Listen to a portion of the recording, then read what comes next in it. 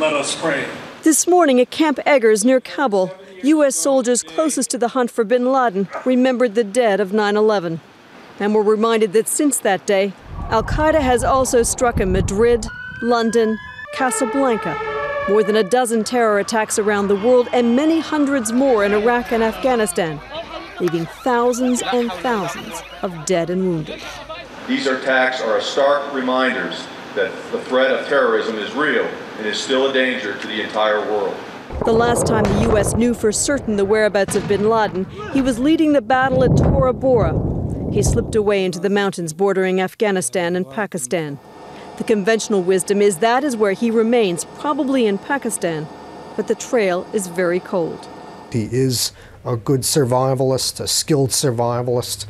He reads about what the U.S. methods are, and he's obviously working very hard to defeat those methods. He's using personal messengers. U.S. tactics have shifted, using Predator drones to spy from the air, focusing on the tribal area of North Pakistan. Hellfire missile attacks launched from Predators have more than tripled against targets inside Pakistan, a renewed effort to break al-Qaeda's central command and deny them shelter with their Taliban allies.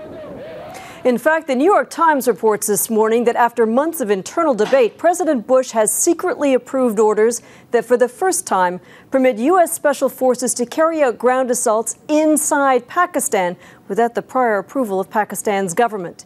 A commando operation in Pakistan last week is reported to have involved more than 24 Navy SEALs who spent hours on the ground.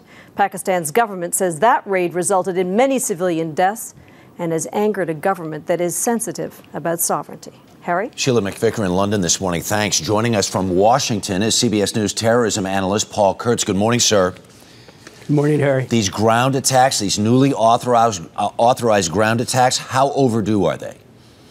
Very overdue. Some 6.5 years later, finally, the president is authorizing ground attacks from Afghanistan into Pakistan. As early as 2002, resources were being diverted from Afghanistan to Iraq, and now finally we're starting to see the attention. This is not a battle that can be won from the air with UAVs. We have to have more people on the ground in Pakistan and Afghanistan. And does it make a difference? It will make a difference, but it's going to take some time. According to the New York Times piece this morning, it was just this July that the president executed on the order to carry out these attacks over the border. But it's going to be a combination of things. In fact, it's not just going to be military activity, but civilian activity is important as well. And Secretary Gates, to his credit, has highlighted that. He's talked about military and civilian being on the same page. It's important to win the hearts and minds of the individuals in Afghanistan and Pakistan as well. All right, Paul KURTZ, thanks for your time this morning.